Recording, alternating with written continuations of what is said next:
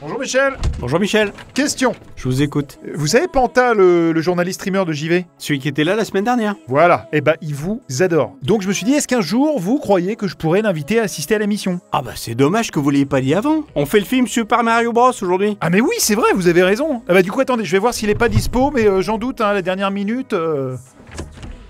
Panta? Bah Michel. Michel, coïncidence de fou, il était devant la porte. Bah Panta, rentre, installe-toi, c'est trop con. Ah, bonjour Michel. Bonjour, ça fait plaisir. Il paraît que vous Eh m'aimez. ben c'est parti. Bonjour et bienvenue dans Fort Accord, votre analyse d'après-film en compagnie de Michel, le spécialiste technique de l'émission. Bonjour Michel. Bonjour Michel. Des techniciens dans l'écran, un mathématicien débutant, rien ne m'échappe. Et aujourd'hui Michel, une émission sur Super Mario Bros, le film de 93 qui n'avait pas fait l'unanimité à l'époque, loin de là. Et c'est en compagnie de Panta de JV que nous vous la présentons. Ça, je vous le déconseille, ce serait une erreur. Vous m'aviez pas dit qu'il assistait seulement? Ouais enfin ça va Michel, il peut dire 2-3 trucs quand même. Et on commence Michel avec... Avec cette scène dans laquelle Je pense que nous arriverions à accélérer les travaux sans la présence. le figurant juste là va passer une seconde fois derrière la princesse Daisy. Attention. Je parie que vous aurez terminé ce soir. Alors voilà. Et d'ailleurs, petite précision, c'est rigolo parce que dans l'univers Super Mario Bros, la princesse s'appelle Peach. Quoi? Et Daisy, en fait, c'est le nom d'une autre princesse, celle du royaume Sarasaland, qui apparaît pour la première fois dans Super Mario Land, sorti sur Game Boy en 1989. Ouais bah là c'est Daisy dans le film. Ouais mais c'est rigolo quand même Michel. Je continue avec cette scène dans laquelle Mario et Luigi Mario! Je me suis désintégré. n'ont pas leur ceinture à outils. J'avance un peu. Et les voilà qui courent avec leurs outils autour de la taille. Et d'ailleurs, petite info, c'est super rigolo parce que dans les jeux vidéo, les tuyaux, ils font partie intégrante de l'univers. Mais c'est quasiment le seul élément lié à la plomberie. Parce que ni Mario, ni Luigi ne pratiquent leur métier de plombier en fait. Ils ont pas d'outils, ils ont seulement leur tenue et leur casquette. Ah ouais c'est rigolo ça, merci Panta. J'avais jamais remarqué alors que j'ai fait tous les jeux pour le coup. Génial. Touchez pas mes boutons. Ah ouais, pardon, c'était pour essayer. Je continue avec cette scène dans laquelle on peut apercevoir une doublure de John Leguizamo au moment de leur chute. Regardez bien.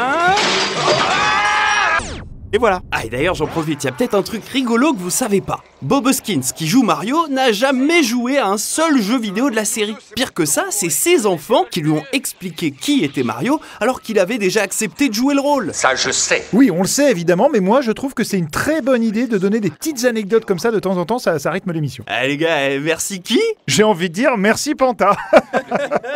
C'était pas une de vos émissions, merci qui là? Ils sont devenus quoi? À mon avis, ils sont morts. Bon, je continue avec cette scène dans laquelle nous avons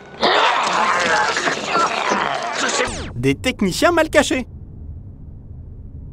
Bah, qu'est-ce qui se passe, ça a bugué? Ah mais j'attends ce que Panta a à dire moi. Ouais, alors en fait, je crois qu'il n'y a pas de faux raccord là, justement. En fait, dans le film, Koopa il détient des gens en cage et ce sont eux qu'on voit dans votre cercle jaune là.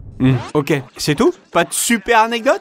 Ah bah non, hein, Ah ouais? Pourquoi? oh, je vais pas vous ennuyer à chaque fois, moi, avec mes anecdotes. Voilà, on fait ça. Alors je continue avec un beau faux raccord sur ce panneau, Advanced. qui est de couleur Noir. et qui va se transformer en... Évolution.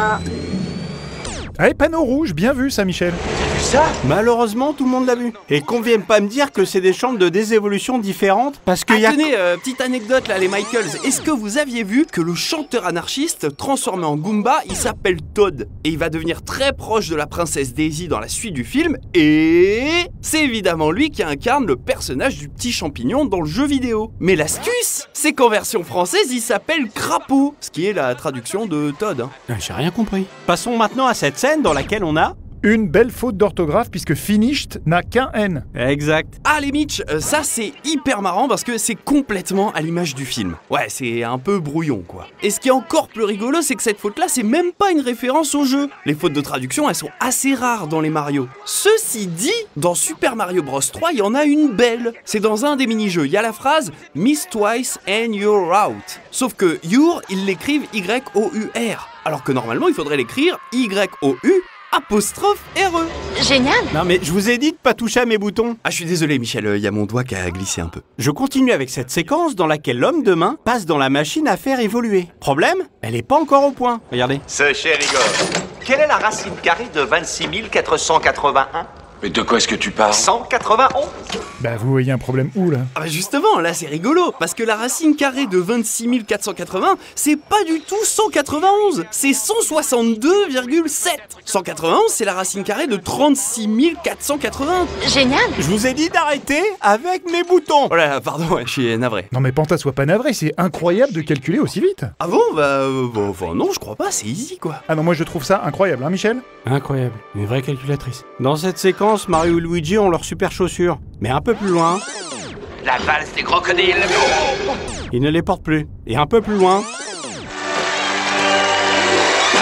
Ah ouais, là ils les ont de nouveau. Très bon ça. Alors oui, bon, mais pas bon en même temps. Parce que c'est pas un faux raccord en fait. Une fois sortis de l'ascenseur, Mario et Luigi, ils portent plus jamais leurs super chaussures. Ils les ont abandonnées dans l'ascenseur justement. En vérité, on revoit que Luigi en porter lorsque Big Bertha vient lui en donner pendant que Mario se bat avec Koopa. D'ailleurs, c'est rigolo, hein, mais Big Bertha a été inventé pour le film, mais certainement inspiré des Spiny, qui sont des tortues à carapace rouge épineuses et qui sont présentes dans quasiment tous les jeux Mario depuis 1985 dans Super Mario Bros.